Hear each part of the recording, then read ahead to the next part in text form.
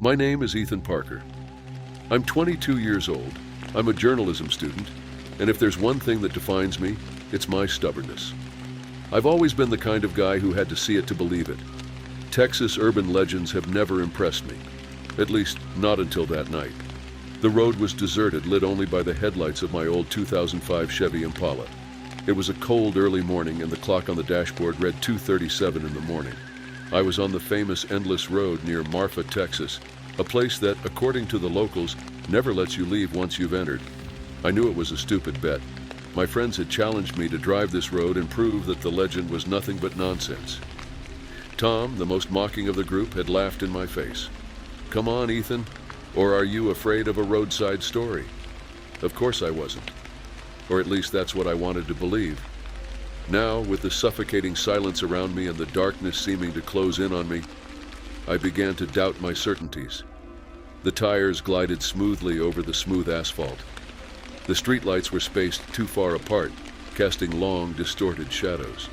The yellow line in the middle of the road seemed to stretch on forever. An uneasy feeling began to grow in my chest, a kind of anxiety that I couldn't ignore.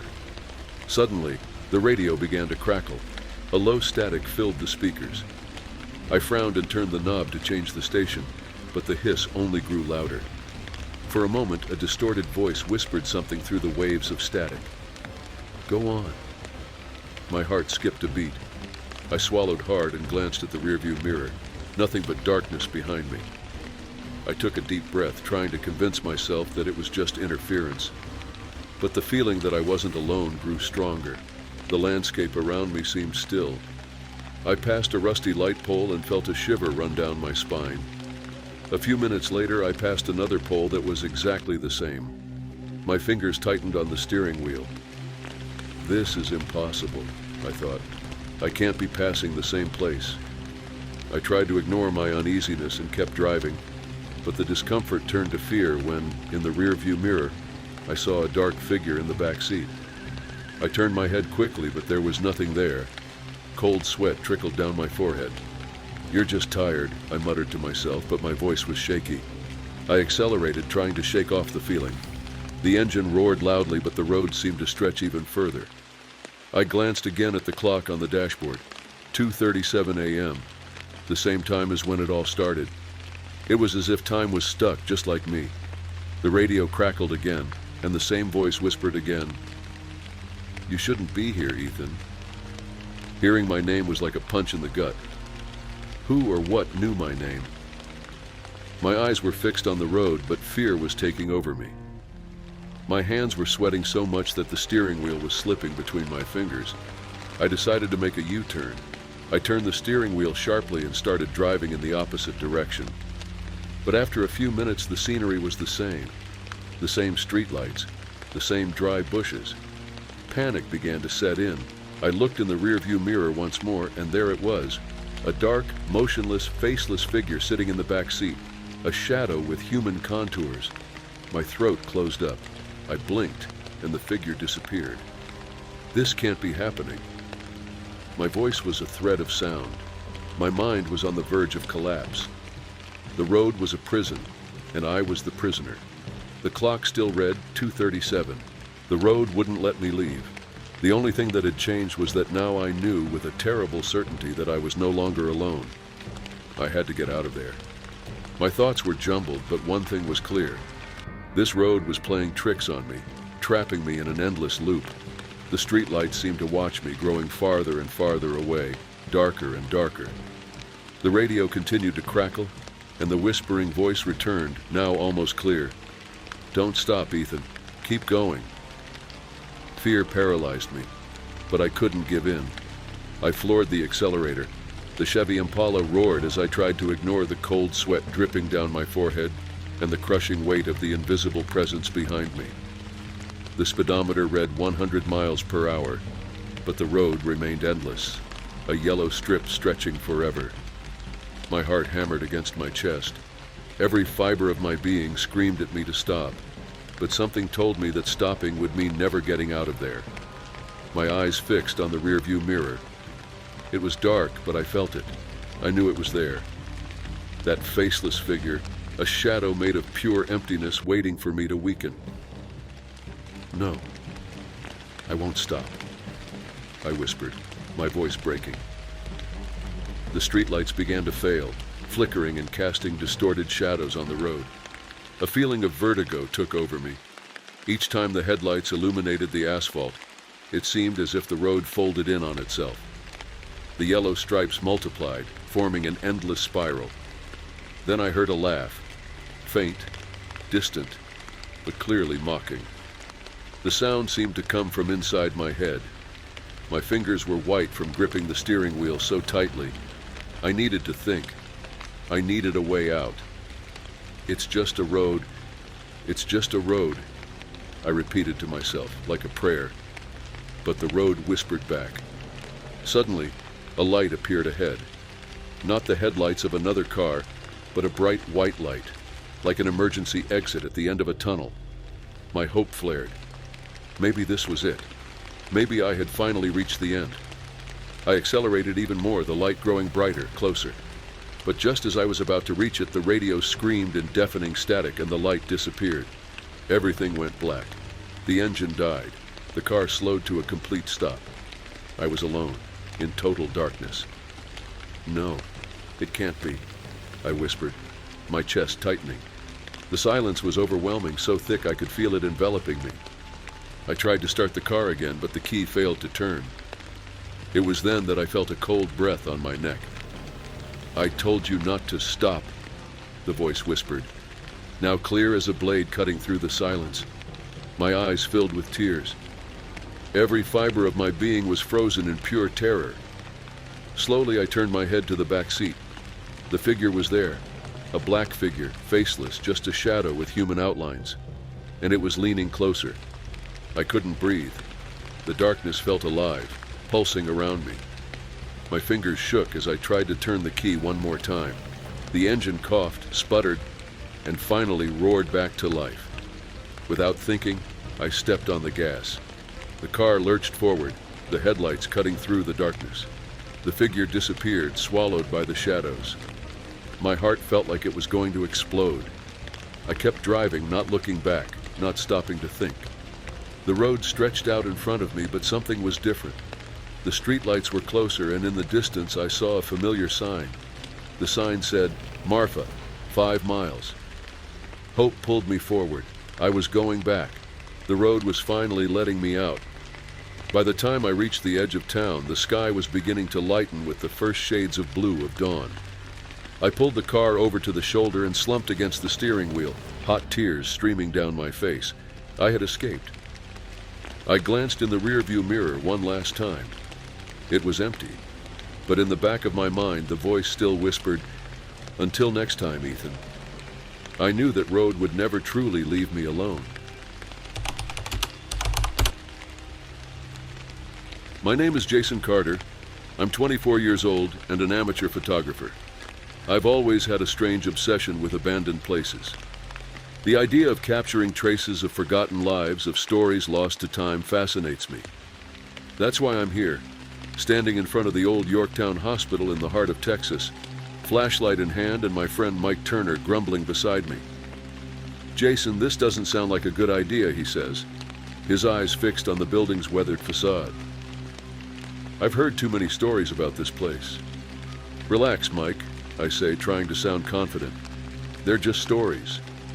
We'll go in, take a few pictures, and be out in less than an hour.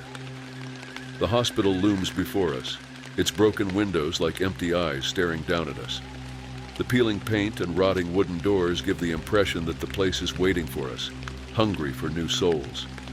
I take a deep breath and push open the front door, which opens with a sharp creak that echoes like a muffled scream. A cold draft hits us as we enter. The beam from my flashlight dances across the peeling walls and dust-covered floor. Yellowed medical records are scattered about, some still legible. One is on my foot. Patient number 045, high fever, isolated in 1952. I shiver, but I ignore the sensation. Let's go quickly, I say, taking the first steps toward the dark hallway. Our footsteps echo in unison. Each movement seems amplified, as if the building is breathing along with us. Mike holds the flashlight steady. illuminating the shadowy corners while I adjust the camera around my neck. The click of the lens gives me a false sense of control. To our left, a half-open door leads to an old waiting room. The chairs are overturned, some broken. A stopped clock reads 3:15. The silence is oppressive, but for a moment it is broken by a distant sound. Footsteps shuffling coming from somewhere above. "Did you hear that?" Mike asks, his voice shaking. "It must be the wind," I reply, although I don't believe it myself. We continue on. The hallway seems longer than it should be. The beam of the flashlight reveals handprints on the walls, some small, as if they were from children. I try to ignore the chill that runs up my spine. Suddenly, a rusty metal door to our right slams shut. Mike jumps back, nearly dropping the flashlight. My heart races. The echo of the door echoes for seconds that seem eternal. What was that?" Mike stammers, his eyes wide. I swallow hard and try to stay calm. I don't want to admit that I'm as scared as he is. "It must have just been the wind," I lie again. But the hospital doesn't seem to want to let us rest easy. As we continue, the doors close behind us one after the other. Each slam makes my chest tighten, a feeling of being pushed forward, forced deeper into the darkness. We reach a spiral staircase. The metal railing is cold to the touch. I look up, my flashlight barely able to penetrate the darkness. "Do you want to go back?" I ask, hoping Mike will say yes. "I've seen enough," he answers, his voice barely above a whisper. But something inside me can't stop. A morbid curiosity makes me want to go up. Without waiting for an answer, I place my foot on the first step. Each step makes the metal creak under my weight. The sounds of shuffling footsteps seem closer now. On the second floor, the air is cooler. An inexplicable breeze makes the flame of my flashlight flicker. Ahead of us, a pair of operating room doors are ajar. I push them open slowly and we enter. The room is covered in dust, but the surgical instruments are still there, rusted and forgotten. A gurney sits in the center of the room and dark stains mark the floor around it. I lift the camera and take a picture. The flash illuminates everything for a second, and in that instant I see a shadow. It's standing in the corner of the room. When the light disappears, the shadow is gone too. "Mike, did you see that?" I ask, my voice breaking. "I don't want to be here anymore," he murmurs, his eyes fixed on the floor. Then we hear it. A low, steady cry coming from the hallway behind us. The sound makes my skin crawl. Something is here with us, and it doesn't want us to leave. The low whimpering continued, a frail, desperate sound that seemed to be coming from deep inside the hospital. My stomach lurched. My fingers gripped the camera so tightly my knuckles turned white. I looked at Mike. He was pale, his eyes wide and fixed on the OR door. "We need to get out of here, Jason," he whispered, his voice almost hoarse. I wanted to agree. I wanted to run away and never look back. But something, a force I couldn't understand, was holding me to the ground. A part of me needed to know what was happening, needed to see what was making that sound. I swallowed hard and waved at Mike, trying to sound braver than I actually was. "Just a minute," I said, my voice shaking. "We'll figure it out and get out of here." Mike huffed, a mixture of fear and frustration, but he didn't argue. He knew I wouldn't leave until I got an answer. We walked out of the OR and back into the dark hallway. The crying seemed closer now, as if it were guiding us. The dim light from my flashlight shook with my hand. The floor creaked beneath our feet, each step echoing like a death knell. We turned left, and the hallway opened into a large lobby. There were broken chairs and a dust-covered reception desk. In the middle of the lobby was a wide marble staircase that led down to the basement. The crying was coming from there, from the dark depths below us. "We're not going down there," Mike said, his voice almost pleading. But my feet were already moving toward the stairs. It was as if I no longer had control over my body. Each step I took me further away from safety and deeper into a bottomless pit of fear. Mike followed me, cursing under his breath but unable to leave me alone. The air grew colder as we descended. A heavy humidity filled the room. The flashlight revealed mold-covered walls and rusty pipes dripping dark water. At the bottom of the stairs, a narrow hallway stretched out on either side. The crying was now a continuous whisper, echoing off the walls. "Hello?" My voice was hoarse and weak. The crying stopped immediately. The silence that followed was worse than any sound I could have imagined. It was as if the hospital itself had held its breath. Then something moved in the darkness to our right. A sound of footsteps, light and shuffling. I turned the flashlight toward it, but there was nothing. "Let's go back, please," Mike begged, tears in his eyes. Before I could respond, an iron door at the end of the hallway creaked open with a slow, agonizing creak. A pale, sickly light leaked through the cracks, illuminating just enough to show us that there was something inside, something waiting for us. My throat was dry. Every survival instinct screamed at me to run, but my curiosity was a tether pulling me forward. I took a step toward the door. The flashlight's beam flickered. Mike gripped my arm tightly.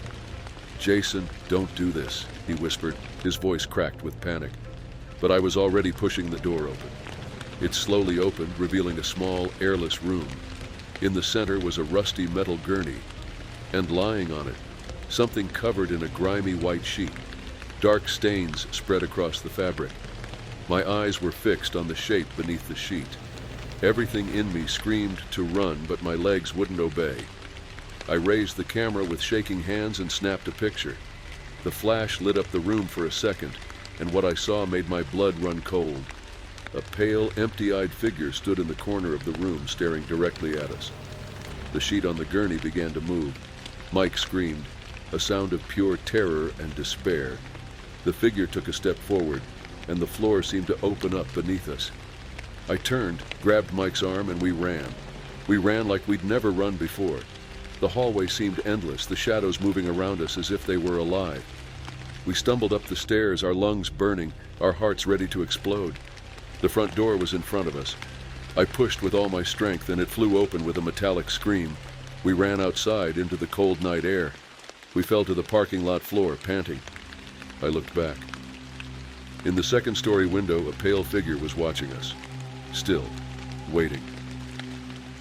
"Let's get out of here," Mike whispered. And for once, I didn't argue. We ran. The sound of our feet hitting the old wood of the bridge echoed like a series of muffled explosions.